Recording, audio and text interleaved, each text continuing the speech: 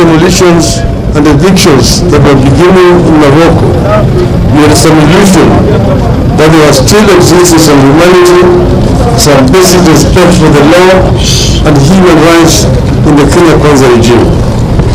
We are holding on to the promise Mr. Ruto made during the campaigns that the forceful evictions and demolition of dwellings would be a thing of the past. It is a fact that in July 2022, during the launch of the Kenya Manifesto, Ruto promised that he would put an end to the culture of illegal evictions of people and property demolition if elected president. He went on to promise that where necessary, affected people would be provided enough notice and compensation promptly paid. Well, it is October 2023 and the human tragedy is unfolding before the eyes of Kenyans under Ruto's watch and his loud silence without order. What has gone on here in Morocco these past 2 days is not just inhumane, it is also ungodly. What is going on here is forced eviction, the exact crime Ruto promised to bring to an end in July last year. It's a gross violation of human rights, the right to adequate housing at a time the administration purports to be working to ensure that everyone has shelter.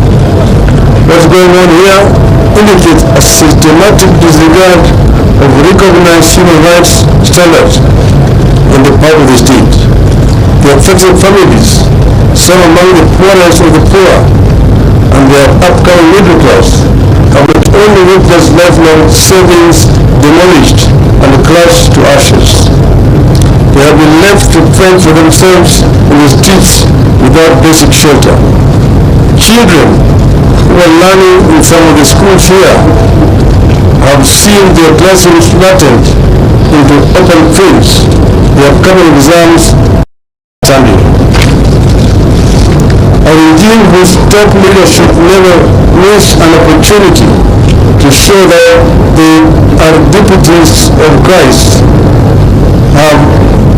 is presiding over the demolition of houses of worship.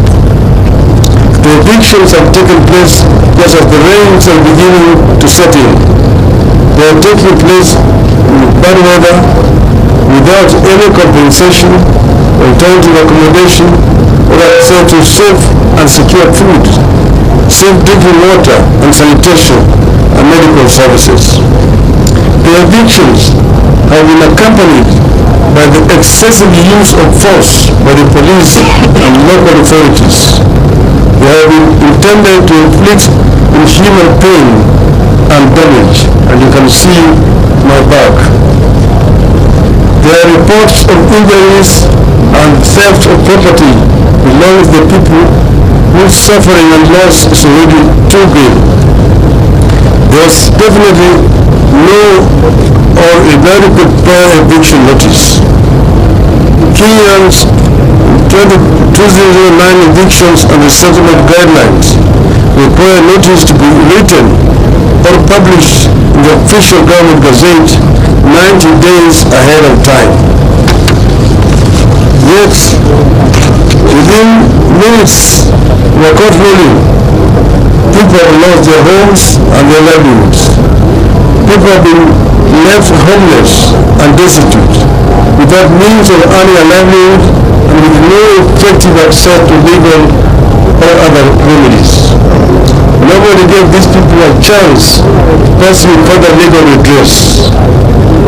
Someone who seemed to have known how the court was going to rule stood ready to swing into action and inflict maximum pain on residents immediately the ruling was made. Above all, this destruction of life The lifelong savings of people has come at a time when Kenyans are struggling with extremely high taxes, high cost of living,